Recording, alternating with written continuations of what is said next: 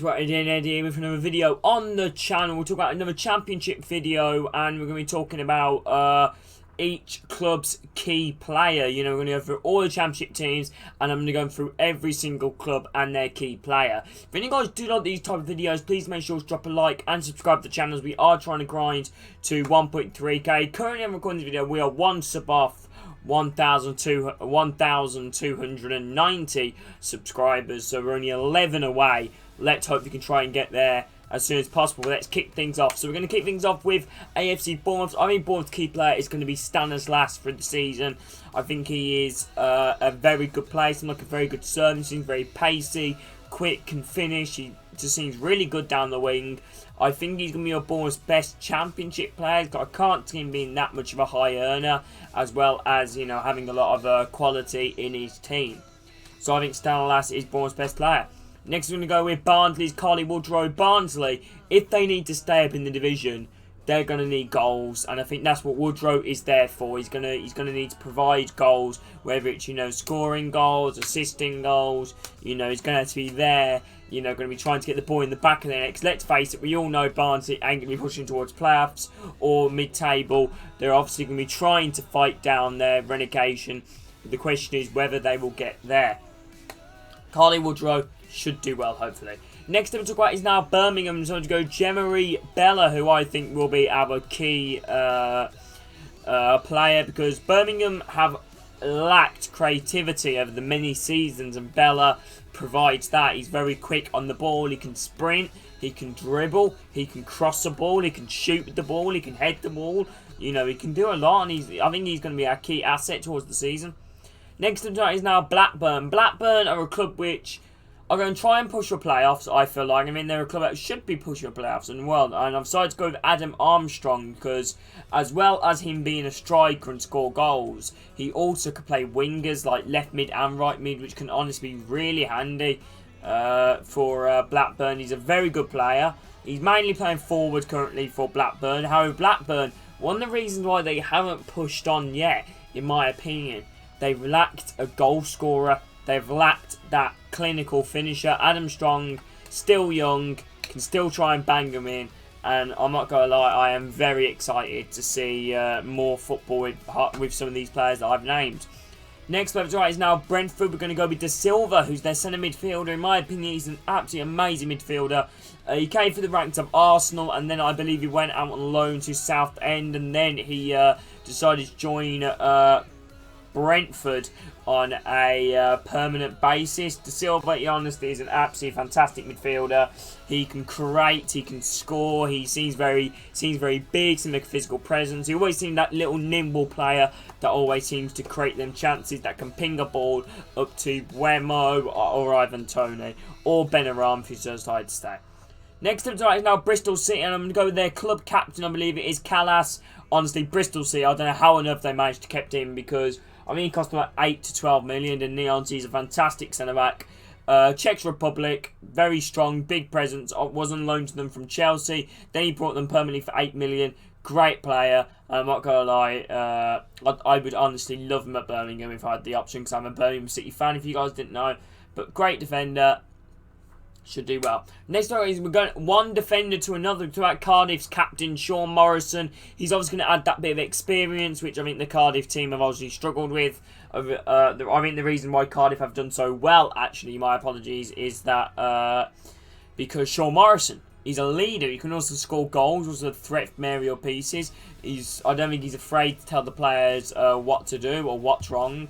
You know, I definitely do think he is a good player, and I'm very excited to see more Sean Morrison. But then again, players like him scare me, you know, just purely because, well, not literally, but you know, when you hear a corner being delivered, because you just expect to hear Morrison at the back post, 1-0 Cardiff or something like that. You know, that's what you expect to hear, because that's what he does.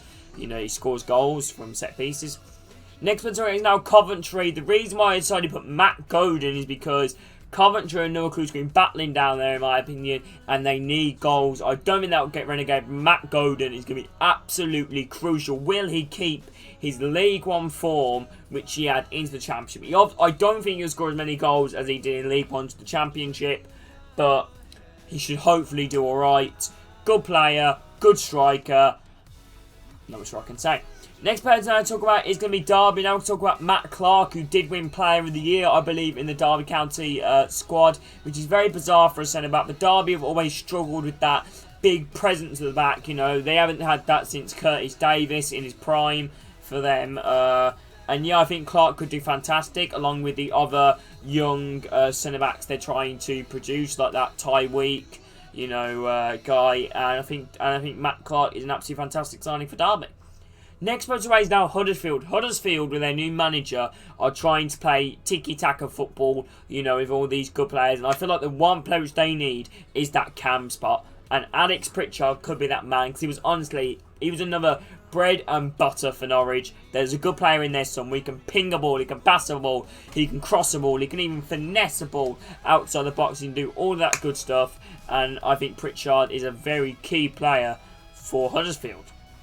Next player to win, like I said, it's another striker, and we're going with Collins for Luton. Striker, scores goals, not sure I can say. Luton, let's face it, their mentality is going to be, let's get another survival season or try and get mid-table. What do they need? What does every team need? What have Luton lacked in? Goals. James Collins needs to be that goal scorer.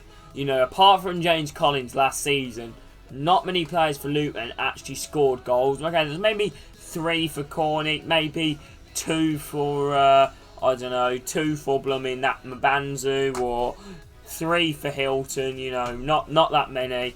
But obviously, James Collins was their top goal scorer. And yeah. Next down to is now Middlesbrough, another striker, Asombalonga. He really needs to turn back to his old form when he's at Nottingham Forest. There's a good player in there. He's quick. He's pacey. Middlesbrough need to be aiming towards promotion, let alone a mid-table finish. They need a goal scorer. Asombalonga is that goal scorer. Next thing I know about is Millwall, who's Jed Wallace. Jed Wallace is another fantastic winger in my opinion. Can always cross the ball, like I said again. He can do all sorts of stuff. I think he was Millwall's player of the season last season. He's been looked at by numerous of low-tier Premier League clubs like Crystal Palace, West Ham. Before West Ham got Bowen, I believe Jed Wallace was one of their first-team targets. Great winger. I think Millwall have done fantastic to keep him, and even if Millwall sell him, I think they'll get around about 7 or 8 million.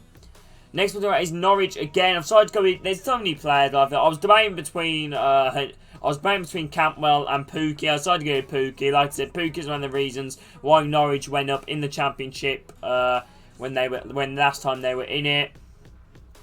Yeah, just needs to get back on his form. Not sure I can really say. Now Nottingham Forest. This is an interesting. I've decided to go with Samba, the goalkeeper. So I believe he'll be Nottingham Forest's first choice.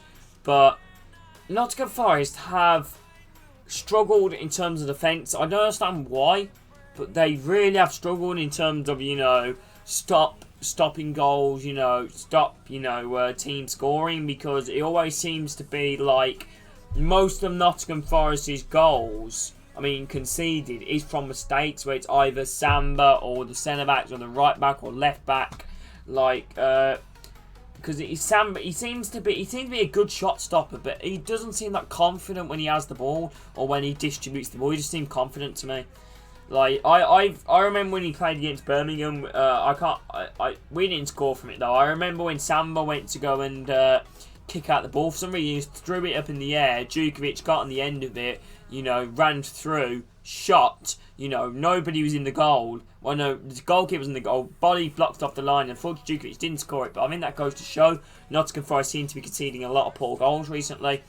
Next team we talk about is now Preston. Ben Davies, great centre-back. Score, defend. Yeah, no wonder why Premier League clubs are looking into him, and high Championship clubs see £6 million, £5 million bids rejected. QPR, we're going to move on to Isaiah Samuel. Since QPR have lost Eze, Isaiah Samuel is going to be absolutely crucial in my opinion. Fast, quick, skillful. He's going to be absolutely crucial in my opinion, because they've lost Eze. They need that spark. He's also linked to a move. If QPR can keep him, great business.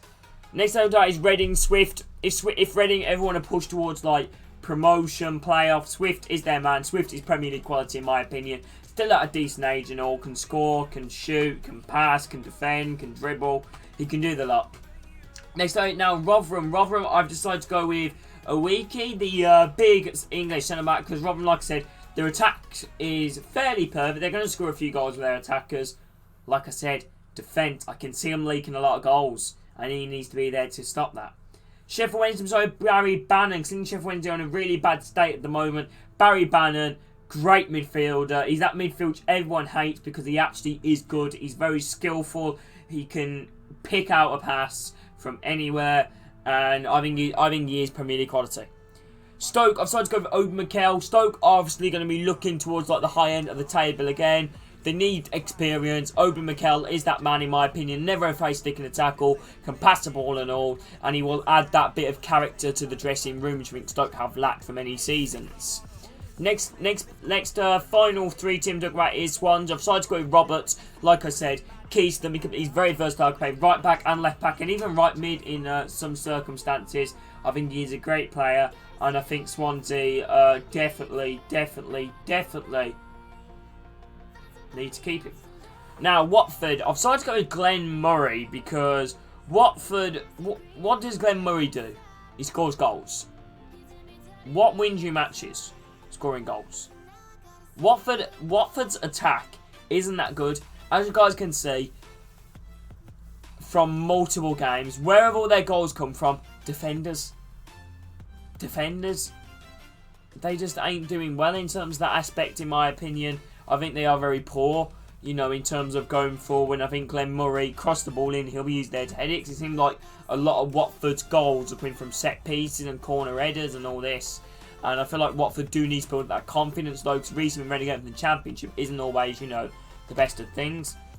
Now, the final team to talk about is Wycombe. Now, there was a few players to talk about. Like I said, Wycombe, they've got a decent team. I was debating whether to go with David Stockdale or Onyedinma. I decided to go with Onyedinma. Like I said, he was fantastic for Millwall when he was there. He's quick, he's pacey, he can shoot, he can dribble, and I think he's going to be very key to Wycombe.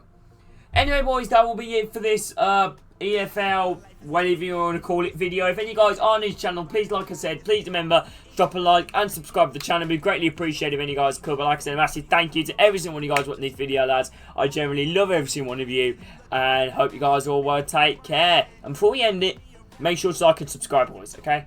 Love you, lads. Take care.